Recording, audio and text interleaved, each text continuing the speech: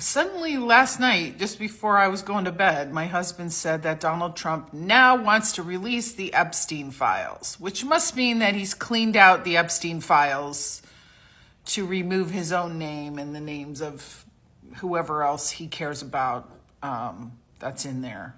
And that now it'll just be his enemies and frenemies and whatever. Release what you got, and I hope someone hacks and uncovers the rest, because whoever's in that file needs to be exposed. There was a gentleman yesterday who posted something like, if we cannot or will not protect our children in this country, is this even a country worth having or worth saving? And that is where we are. And what I can't help but find funny is that when the Epstein list drops and it opens up and just spills out all its contents like a little box full of bad secrets, you know who's not gonna be in there? Black folks. And what I can't help but find funny is that when the Epstein list drops and it opens up and just spills out all its contents like a little box full of bad secrets, you know who's not gonna be in there? Black folks. Yeah, Black Americans, immigrants. Yeah, drag queens. Yeah, there won't be any of those trans kids. Yeah, not gonna be found. But it is gonna be a roll call of very rich, very powerful, very familiar, and very white faces. The very same people who have spent their whole careers, their whole lives pointing at everybody else saying they are the danger. Oh no. Let's flip it and reverse it. They said that we were the danger to America. Meanwhile, they were the ones booking flights to PDF File Island. Oh, okay. You won't find the DEI hires in those files. You won't find the communities that they claimed were morally ruining America. All the folks that they've spent decades scapegoating won't be present. But you will find the people who built this country's power structure. Because the sad truth of it is that marginalized communities do not have the wealth, the power, the privilege, the access to resources to get ourselves in this morally corrupt mess. And that's by their very design. Ain't that some shit? Because all of this is empire behavior. It's elite behavior. So baby, when them names drop, don't look at us. Look at those who have been clutching their pearls the loudest. Because baby, the call has always been coming from inside the house. Welcome back to the channel, everyone. I hope you are all doing good. Today we are diving into one of the biggest online conversations happening right now, as the new attention is turning towards the Epstein files.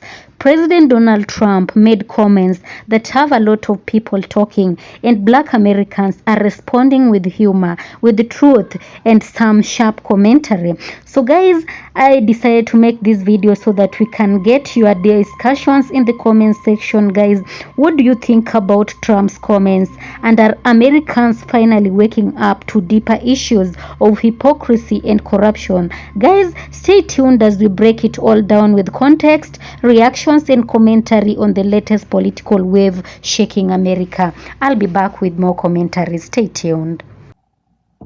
Let's talk about the drama unfolding between Trump, Marjorie Taylor Greene, and the ghost of Epstein. First things first, this is more than political infighting, and we have to get at the root of the disease if we are aiming to find the cure.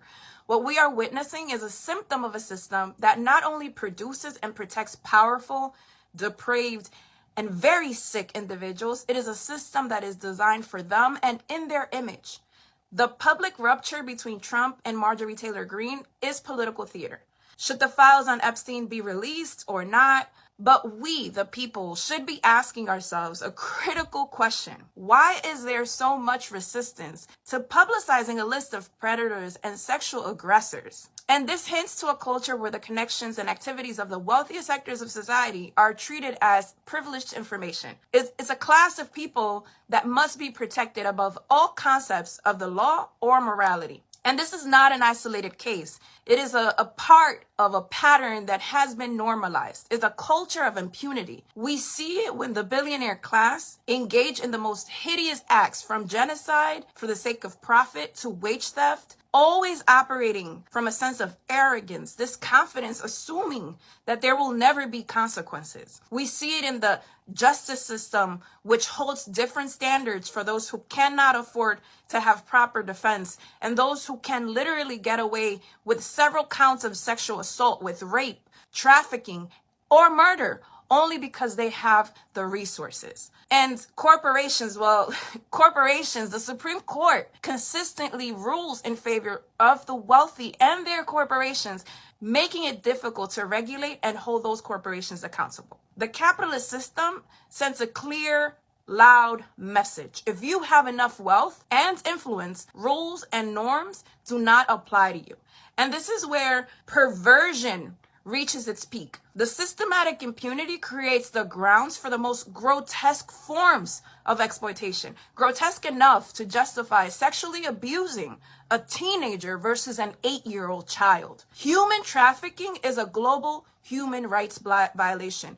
It is a multi-billion-dollar industry that preys on the most vulnerable. This level of violence is not an accident. It is another tool of control within a system that is rooted in dominance and exploitation. Epstein and all the ruling class figures connected to him, like Trump, are used to engaging in brutal exploitation and abuse. It's a logical outgrowth of the system built on violence and impunity. It is the ultimate expression of a system that is built to produce and protect individuals who see others not as human beings with rights, but as objects for consumption and exploitation. So when we watch the political theater and the headlines, we must look past the individuals. We are seeing the consequences of a capitalist system that has created and promoted a culture that normalizes the oppression and exploitation of human beings, particularly women and girls. The demand for the release of the Epstein files must be understood beyond the political football that mainstream media is trying to make it out to be. It's a demand for transparency. It's a direct challenge to the impunity with which the wealthiest sector of society has always operated. And we must be clear. Real justice is not simply about releasing the files. It is about fighting and ending the capitalist system that produces the Epsteins, the Trumps, and all the deranged and sick individuals who exploit and violate the human rights of people. This is another reason and an example of why we need a new system with new values and a culture that centers humanity and not profit, a system rooted in justice that protects the people, not the power of the wealthiest. What do you mean Donald was doing the gob slob on Bill? What?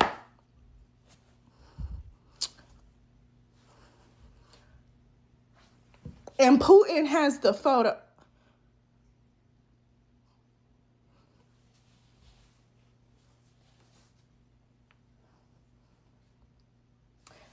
Also, why were y'all emailing about this in 2018? It's giving you wanted to get caught. Are you bozos?